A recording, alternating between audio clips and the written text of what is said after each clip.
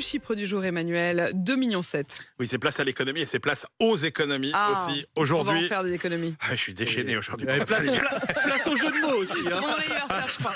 Allez-y, si vous Oui, ça pouviez sera pas retrouver tous les 2,7 millions, Des bons franchement, jeux de moi je mots veux comme bien. ça. Alors, c'est l'Agence internationale de l'énergie qui vient de présenter un ensemble de 10 mesures pour réduire la consommation de pétrole de 2,7 millions de barils par jour. Et ça, très vite, en 4 mois. C'est quand même l'équivalent de la consommation de toutes les voitures en Chine ou à peu près 3% de la consommation mondiale, puisque l'idée, c'est évidemment de réussir à se passer du pétrole russe. Alors, quand vous regardez les statistiques aujourd'hui, on ne voit aucune baisse des achats de pétrole russe pour le moment.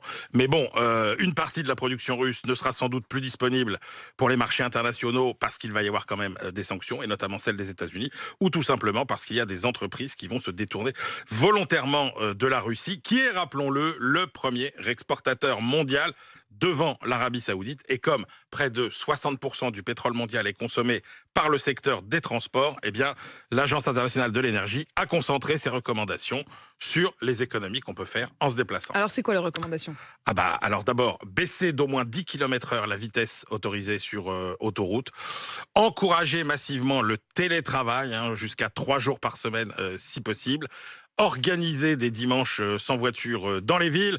Parmi les autres mesures, baisser le prix des transports publics, encourager évidemment la marche et le recours au vélo, utiliser le train plutôt que l'avion, ou encore renforcer l'adoption des véhicules électriques. Repartir aux années 50, quoi.